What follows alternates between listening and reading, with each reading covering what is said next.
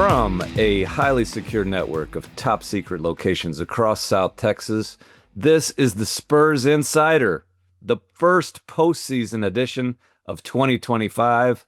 I am Mike Finger, joined as always by Jeff McDonald, Tom Orsborn, and sports editor Nick Talbot of the San Antonio Express-News. We're going to look back at the quite abnormal, quite unusual, quite memorable 24-25 season for your local Cagers. We're going to look ahead at what figures to be a compelling, wide open offseason with all kinds of questions unanswered, decisions to be made. I'm going to start with the great Jeff McDonald, who made it through season number 18, I believe, as the Spurs beat writer for the San Antonio Express-News, one of the longest tenured beat writers in the entire National Basketball Association in terms of covering one team for one outlet. Jeff, you made it. What do you have to say about making it through another one? I'm coming after Ira Winderman. Ira Winderman. I have him in my sights. Covers the Miami Heat. He might be the one guy who has you beat. Yeah. Who'd have thought I would outlaw Schoening? The great Bill Schoening hung him up. The great Bill Land hung him up last year. Jeff McDonald still around. They can't get what can you tell the listeners about the state of this team that you have covered so many years? Well, you want to talk about this? It was probably one of the weirdest seasons, maybe the weirdest season of the 18 that I've covered. Start with that. When you talk about, losing your head coach 5 games into it, not just any head coach, but a Hall of Fame head coach, the wingest coach in basketball history, the longest tenured coach in the NBA, Gregg Popovich, losing him 5 games into the season, going through the entire season with an acting head coach, Mitch Johnson, in his spot. And then you get to February and you make a trade. The Spurs never make major trades, but this time they made a major trade for De'Aaron Fox, who lasted a handful of games before shutting it down with to have his thumb operated on. And then, of course, in the middle of all that, you also had Victor Wembanyama being lost for the season, your best player being lost for the season with a blood clot issue. So it was a lot of dramatics. And you throw in other little things like, oh, yeah, the Spurs were in L.A. for the wildfires, and had a game postponed because of that. And they spent a whole week in Paris. And they played Christmas Day in New York. There was just a lot going on this season to cover. It was interesting. It was never not interesting. Whether that was good interesting or bad interesting, it was in the eye of the beholder, but it was never not interesting. We have covered lots of this in the San Antonio Express-News print editions on expressnews.com, Spurs Nation newsletter. But one thing that's kind of funny about everything that you just mentioned is all this unprecedented stuff happened, stuff that you could have never foreseen happened to the Spurs. And they ended up with exactly the record that one columnist predicted in the newspaper to start the season.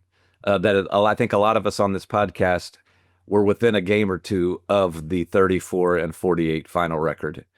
And in a way, it provides even more optimism about the future of this franchise, that they ended up exactly where we thought they would be record-wise, but made it through all of the things that Jeff just mentioned. Like when we predicted 34-48, we did not see Victor Wembanyama sitting out for the last third of the season. We did not see an acting head coach take over for 5 games into the season with Gregg Popovich gone. We did not see the wildfire stuff. We did not see. I guess we did see them going to Paris, but we also did not see Stephon Castle just kind of running away with the Rookie of the Year award. I think we all thought he was going to be good, but there are lots of little details, Tom Orsborn, that if things work out the way the Spurs hope they do this offseason, lend themselves to a lot of optimism. Yeah, and also have to mention, Devin, Jeremy, and Charles Bassey, were robbed because of injuries of having the seasons they might have had from start to finish. And yeah, so they had that to deal with as well. It's pretty noteworthy that they won 34 games with all of that going on. It's an accomplishment, and they were proud of it, and they should be proud of it. And as Mitch Johnson said several times, playing off something Pop preached to the staff, the organization for years, I guess, is that everything you do at the current moment is going to hopefully pay off down the road at some point. And they're hoping that this season, getting through the adversity and coming together, helping to build camaraderie and so forth and so on will pay off down the road. And yeah, I mean, it like I said, I think it was a pretty noteworthy achievement for them to win 34 games, considering all that happened. I tell you what, give him a full season of Charles Bassey, and that's a playoff team. Yeah, I know. I hear what We'd you're be working saying. till June. I hear what you're saying, but the lack of rebounding, with Victor out, with Bassey out, that really hurt them. They won 11 games without Victor. They probably win a little more. They have a little more rebounding. That's my point. I'm not overstating. What's your Charles point, Bassey's- Tom? What's your point? Not overstating Charles Bassey's importance to the organization or the future, but yeah, it did hurt them that he was out as much as he was. Well, Record-wise. when we were speaking in our podcast, generalities, kind of blowing smoke, some people say, to start the season. We when you do this stuff, you talk about stuff like finding identity, finding out what you need, and a lot of times it's just it's silliness. But in a way, everything that happened to the Spurs this year defined, like it brought into focus exactly what they do need this offseason, because they made the trade for De'Aaron Fox during the middle of the season. We weren't sure that was going to happen. And so they head into this offseason knowing now, I think we can all agree, that this team is built around a nucleus of Victor Wembanyama, who is the most hyped player of his generation, might be the best player of his generation. De'Aaron Fox, who is now the point guard of the present and the future, a proven all-star, a guy who is at the center of what the Spurs are building here, and Rookie of the Year Stephon Castle, who I think is, if he did anything this year, was prove that he is a key part of what the Spurs are building. You know now that those are the three guys that you're building around, that everything that the Spurs do in the future is about those three guys being in the middle of a team that's trying to become a contender. They only had one of those guys to start the year 6 months ago. They did not know about Stephon Castle yet. They did not have De'Aaron Fox yet. So now they know that. They know that this offseason, rather than just a bunch of pieces, you need a bunch of pieces. We all knew that. Now they know specifically what they need. They need shooting, and they need size behind Victor. And I think when you consider all of that, in addition to them getting the 34 victories that we thought they were going to get, like, that's a pretty successful thing. They got the 34 victories. They took their step forward, and they know exactly what they need this offseason to fill around their nucleus.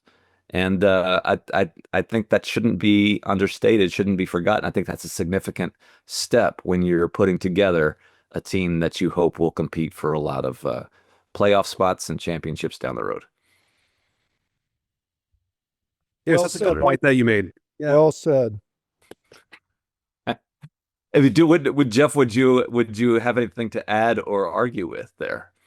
Unfortunately, no. I wish I could argue with you, but I think you made some trenchant and cogent points for once.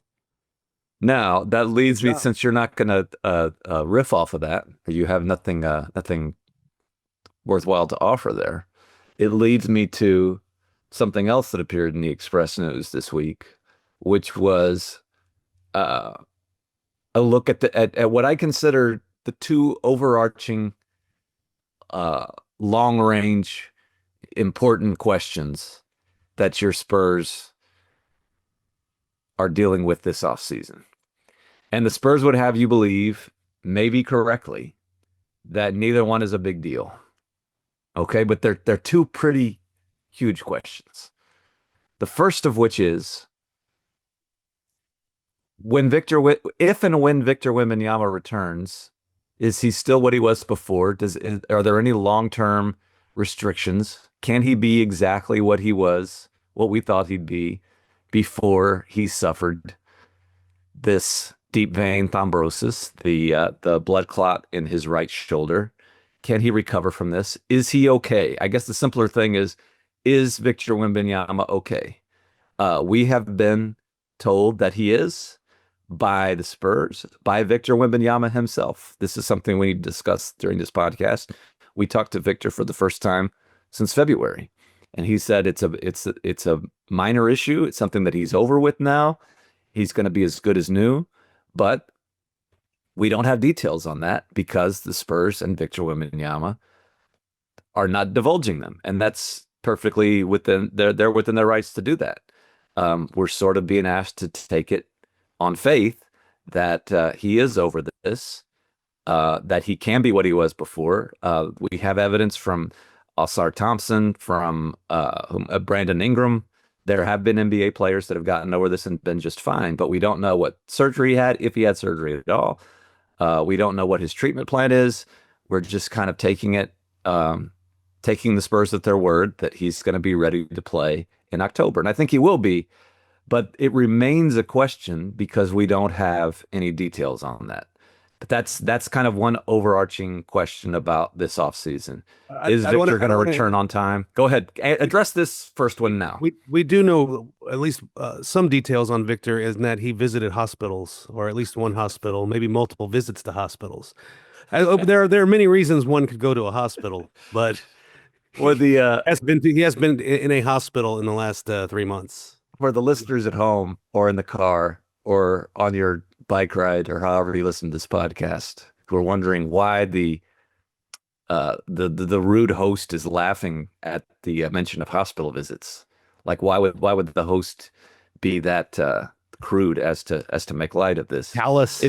It's callous. That's a good word. It's because Jeff is making a little jokey joke here about the noted inquisitor Tom Orsborn, who is also on this podcast, who thought he'd caught Victor Wembanyama in a web of logic, it was like a Frost Nixon type moment. Wrong, but go ahead. When Victor had mentioned going to the hospital during his availability on Sunday before the Spurs finale against Toronto, and Tom Orsborn had piped up and said, so Victor, young Victor, you say that you've been to the hospital. So does that not mean that you did indeed have a surgery? To which Victor Wembanyama, cagier than Tom Orsborn could have possibly expected, retorted without a blink of an eye, without a bead of sweat on his brow, says, there are many reasons why one might visit the hospital, not all of them include surgery. So he neither confirmed nor denied that he had surgery. Tom did not trap the 21-year-old, older than his years, wiser than his years superstar. And we still do not have official confirmation that Victor Wembanyama had surgery, what kind of surgery he had. We think he probably did, but the Spurs have not confirmed. But yes. It could be that he likes the food. It could be. It's a question that needed to be asked, I thought. So it was, yes. But it was a fun little moment when Victor danced right around the supposed trap that Tom had said. It wasn't a trap. It was just a way to ask the question. Okay. Yeah. Well, it was a good effort, Tom. Thank you. The questions did need to be asked. They were not answered. And that leads me to overarching question number 2 facing the Spurs this offseason. And that is, who will be the head coach of said San Antonio Spurs when they open their season next year? We do not know. And unlike the Victor Wembanyama questions, the reason why the Spurs aren't answering these questions, or that question about who's going to coach them, is because I don't think the Spurs know the answer to that question. I don't think anybody knows the answer to that question. But it is a huge one because just to lay it out there, Gregg Popovich, who already was the oldest person ever to serve as a head coach in an NBA game, has won more NBA games than any coach in history, Hall of Famer, uh, the head coach of 5 championship teams, is trying to return after suffering a mild stroke last November. He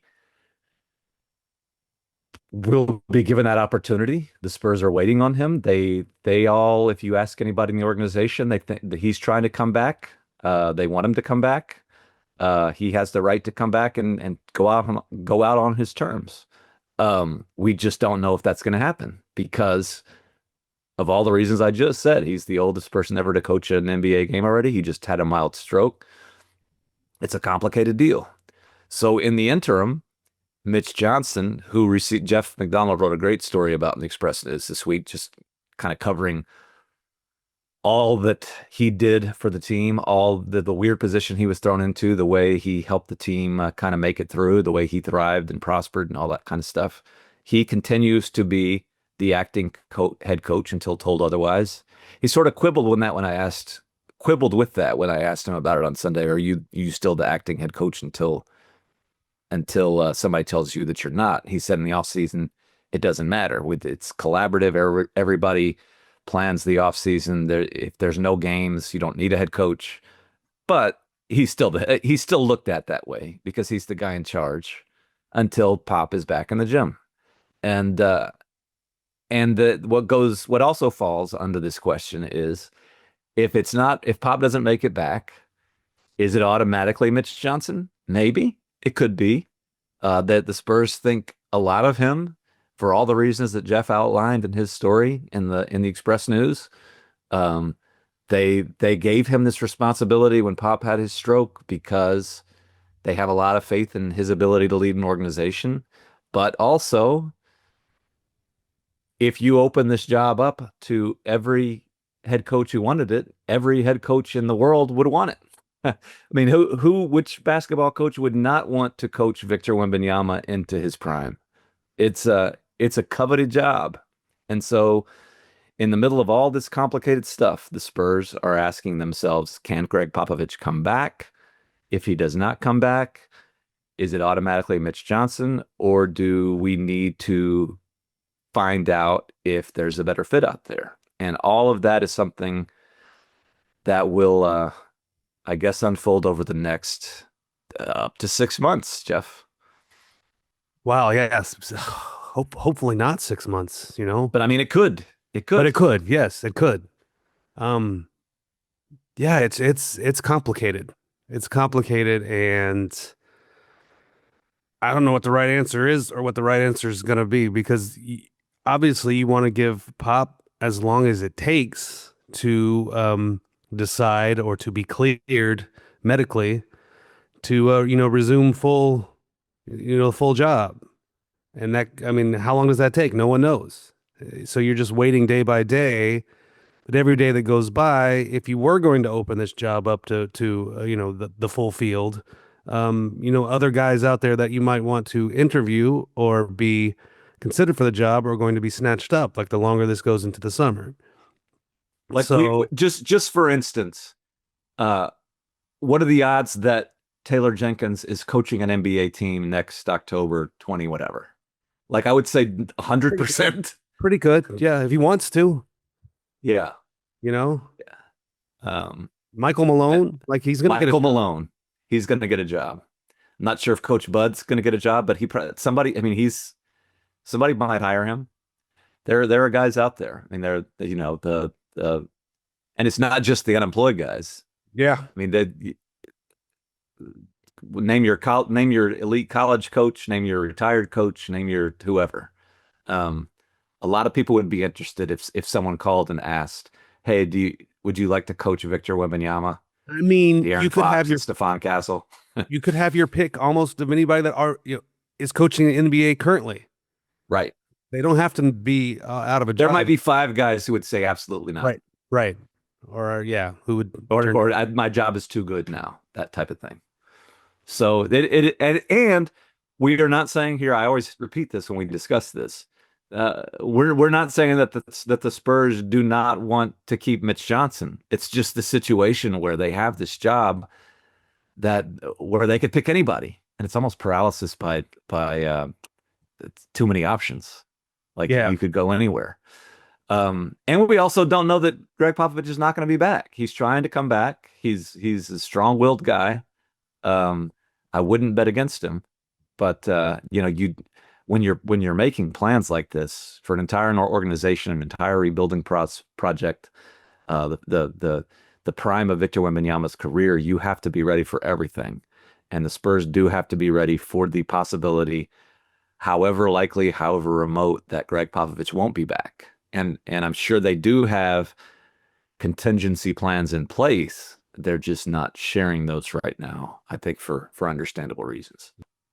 And if Victor Wembanyama, if Wemby's to be believed, he's okay either way. He said, he trusts Pop to do all he can to come back, to get his energy back. But he also said, I also trust Mitch to grow into that role, which I thought was interesting. It's almost like a player saying, yeah, he had a good rookie season, but there's a lot of room for growth there. That I thought that was an interesting comment by. He also, along with that, Tom, was effusive in his praise for the way his teammates competed down the stretch, which I think is sort of a tribute. He was jealous of it. Yeah. Yeah. Well, I'm saying like it's sort of a tribute to the job that he thinks that Mitch did. Yeah. That's a good point. To keep them playing that way. And here's the other thing. The one guy who could put his foot down and say the coach is absolutely going to be this person, whoever that person is Victor Wembanyama, and that's just not his personality right now. I don't see him doing that. He could say, I'm playing for, he could, and I don't even know what it would be. He could come in and say, I am playing for Mitch Johnson. You have to keep Mitch Johnson in this role.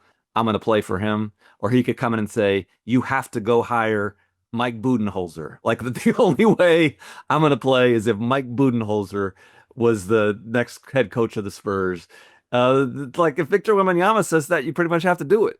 But Victor's just not going to do that. That's not his style yet. Yeah. So publicly, he's saying, I trust the organization to make good decisions. Yes. What he's saying, and I think privately he's saying that too. But maybe not. But all we know is what he did say publicly. And it is an important season. Like it's his third year coming up. We're starting to get to where you're on the clock a little bit. We were okay with the first year when they win 22 games, and the second year that was all wonky, but they still won, 12 more games than they did the prior season and showed promise. But we're getting, in the next year or two, we're getting to where if you're not in the playoffs every year, something's wrong. And so you have to have all these important pieces in place, and the head coaching position is a pretty important part of that. So just to have it stabilized one way or another, whatever it's going to be, I think that's the optimal situation, is just to know who it's going to be. And I don't know. You kind of gasped, Jeff, when I said 6 months, and I realized, thinking back on it now, that's probably too far. But it leads to the follow-up question of, do you think there is not a drop dead date, but a date when they would like to, or as a team, you'd like to know if Pop is in or out for the start of the season? There should be, because I don't know how you go into free agency, without, how do you attract a free agent if they don't know who the coach is going to be? I think to play devil's advocate, you go into free agency of like offering guys, first of all, money. Money talks. And second of all, the chance to play with Victor Wembanyama and De'Aaron Fox and stuff. You know what the team is. I don't think you need to know if Pop is back by July 1st. I guess. But it's like, hey, come play for this team. I think that would be great. But I'm not sure it has to be by free agency. Hey, you want to come play for this team? We don't know the coaches, and the best player is coming off a blood clot, and we don't know if he's going to play either. Like, it's not a great selling point. I don't think they're going to have any issues attracting the free agents that they want this offseason. If for no other reason, then they're not going after the top of the class because they don't have that. That's not the objective this year. The objective this year is to fill in around the edges. It's kind of like could end recruiting in college, though, right? Like it's hard to recruit when you don't have a coach in place. Well, it's easier these days because you can offer NIL, and which is what's like the Spurs are offering contracts and playing time. This is a minor disagreement we're having, but I don't think the coach situation is a make or break type of deal in free agency. Maybe it is for some guys, but I don't think if they offer name your guy, the mid-level exception type player, shooter, backup center. If I don't think that type of player is going to say absolutely not until I know. Yeah, I just don't think we don't know who the coach is going to be, and we can't even give you a date by which we know who the coach is going to be. It's an issue. It's an issue. I open this by saying it's an issue. I think that's the best way to say it. It is an issue. Yeah, I think you're right, Mike. Considering the class of free agent they will be looking for, shouldn't be the overriding issue, but it's an issue. Yeah. Now, what that leads into, we're going to have by the way, this is a good time to note that we're moving to an off-season schedule for the Spurs Insider podcast. We will not be in your digital players, in your cars, in your home offices, on your bicycles, in your earbuds every Wednesday morning anymore. It will be, we will see you next in 2 weeks. By Wednesday morning, on April 30th, you should have us again, and we'll go on a 2-week schedule for a while this offseason. So you're gonna have to get by without Jeff's sunny disposition. How many people you think are marking their calendars right now, circling April 30th? I bet there's some who have their wall calendars, their desk calendars, the calendar applications on their cellular telephones.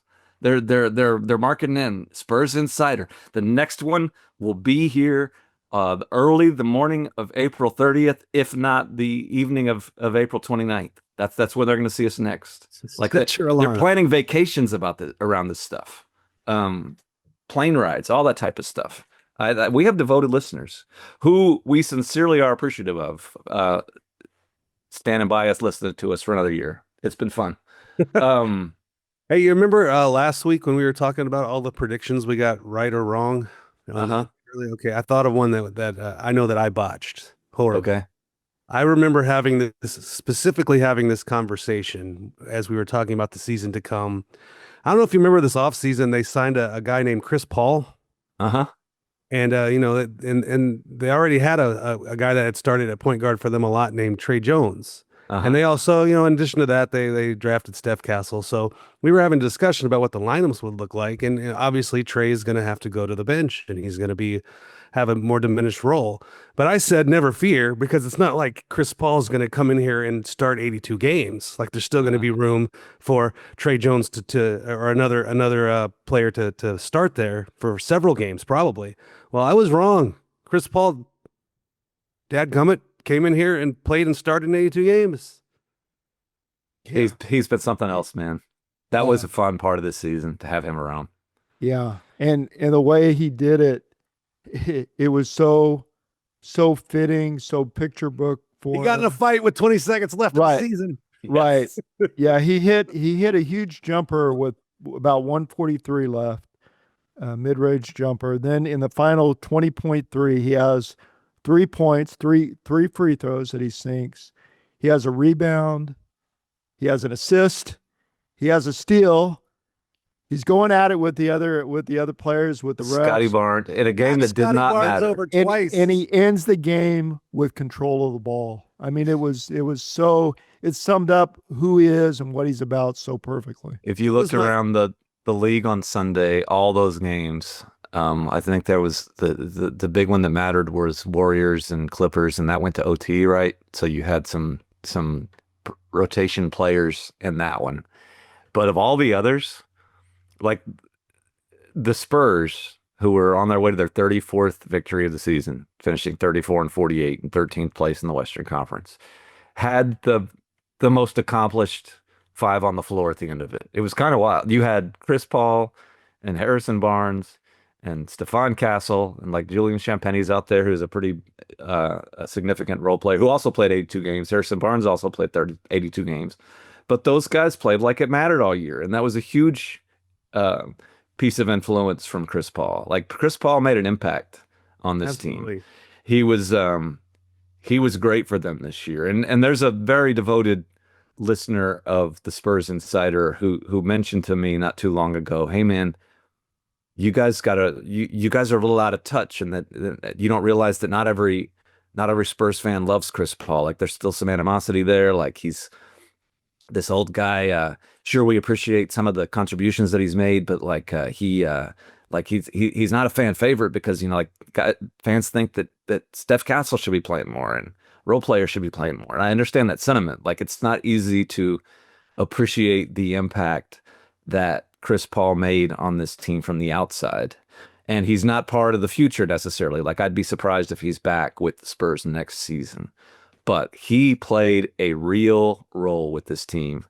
And just selfishly from a sports writer standpoint, just a joy to cover. It was fun to have another kind of ornery guy in there. One of my favorite hoop, and hoop he did. Yeah. One of my favorite Mitch Johnson quotes coming down the last week of the season, because you're working on the story about what Chris is going to do next. Is he going to retire? Is he going to come back? Is he going to play somewhere else? All those options. And like everyone in the league says, yeah, he'll make a great coach one day. Or, if you don't want to do that, he'll be awesome on television, as a TV analyst. But Mitch says, he's just one of those guys. It's hard to envision. He's just been such a part of the league for so long on the floor. It's hard to envision Chris Paul, the coach, or Chris Paul, the TV analyst. Mitch says Chris belongs on the floor with the ball in his hands, yelling at somebody. And that's Chris Paul. Who can argue with that? Two of my favorite moments from Sunday's exit interviews, which that's always a fun day because every player comes in. We're able to talk with every player. I think Jeff even went out and bid farewell to Sandro. Julius, Sandro wants to come back, by the way. He's going to be a free agent, but he wants to come back. I'll just put that out there. Really, really hope that Sandro comes back. Shocking news. Sandro wants to come back. That's my biggest rooting interest of the offseason is hoping that the Spurs re-sign Sandro Mamakosha. You know what? If they could give Flavor Flav season tickets, Sandro would be an all-star. Yeah. I think that should be priority one for the Spurs in the offseason. Forget those two overarching questions that I wasted all that time with earlier in this podcast. It should have been this whole podcast should have been a pitch to re-sign Sandro.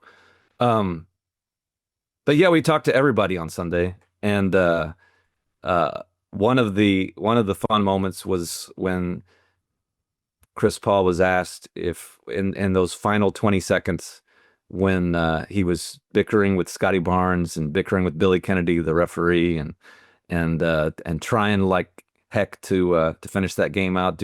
Do you really care that much about winning at the end? And he just says, absolutely. Like he really was that mad. It was not an act. He was that legitimately mad at Scotty Barnes and Billy Kennedy and wanted that victory that badly. His family was in the crowd, which could be taken as a sign that maybe he is considering at least the remote possibility that might have been his last game. He did not even come close to hinting at that after the game. You can ask he him remained he remained that guy till the end, and that was fun. The other one was when I stole a joke from Tom, and I'm gonna apologize for that now because Tom's giving me grief. When someone had asked Keldon Johnson, who of course had a great season and has a sponsorship deal with the Chinese shoe company, right, Tom? Yes. And if he was asked if he was going to go to China, and as he often does in the off season, and he said yes, and he's looking forward to that, and the shoe company's doing great.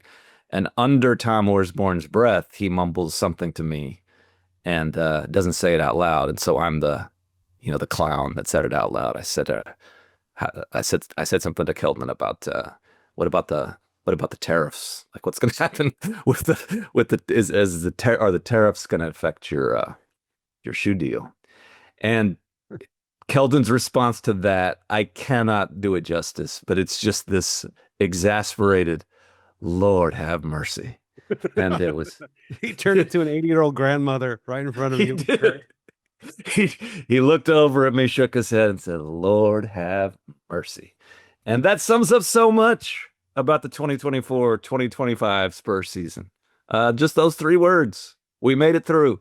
It was exasperating at times, tiring at times, but we made it through, and we'll have lots to talk about in the off season. We'll see you in 2 weeks. Jeff and Tom, anything? This is the last one looking back at the season. Do you have anything to add before we go? It was a pleasure, everybody. I enjoyed it every single week. I was thinking about, yeah, sorry, Jeff. Go ahead. No. That's all. He was just lying. Tom, No, I did. give us some truth. I was thinking about how these guys, the players just kind of pass through your lives and you may never see them again, but, you remember them and remember them fondly. And Bismack Biyombo, I'm going to close by just tipping my hat to him. It was a pleasure to be around him. Much like Chris Paul, Harrison Barnes, a true pro. So that was neat. Really like that guy. And yeah, Chris Paul, that, say what you want. Steph should have played more, although I don't think so. I think learning from him and watching how he operates and runs the point and everything was great for Steph. I think it was a great balance of playing and watching that's going to help him a lot. But Absolutely. Just having those guys come through, it's something you'll remember and appreciate. You may never see Bismack again, but you appreciate his professionalism. And that's a really good point, Tom. And I'm going to prolong this podcast just a little bit to get into something that Chris said in his really entertaining exit interview about how when he came to San Antonio, all he knew was the Riverwalk. And he made the joke that all of us who live in San Antonio make, which is that when you live here, you don't really go to the Riverwalk anymore. He said he didn't go to the Riverwalk once when he lived here. Yeah. And he learned so much about the rest of the town, and he learned so much about the rest of the organization. And, as Tom mentioned, these guys kind of come through and,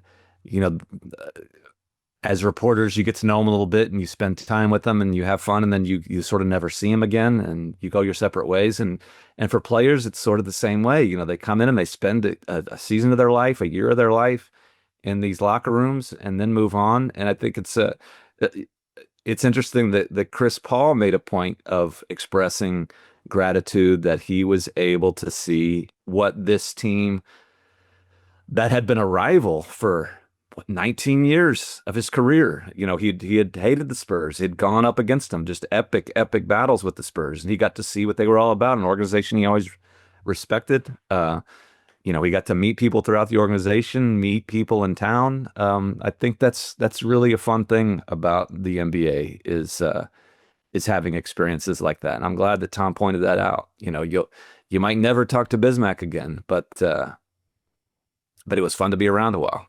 And always have him in our hearts. Always have him in our hearts. Well, I enjoyed doing a story on him late in the season about his work in the Congo and, how that's been made more difficult by decisions made by the current U.S. administration pulling aid from that country. And, he's very sincere about it. And, I just appreciated him more so as a person. And, he did a good job filling in as he could as a player as well. Well, hopefully he's not going to be back. Hopefully Tom and Bismack will cross paths again. Just because we're saying farewell now does not mean it's farewell forever. And we'll say the same to our listeners. Thanks for another year. We will be back in 2 weeks. It's farewell for now, not farewell forever. Until next time, take care of each other and keep it real. Hasta luego. Hasta luego. There we go.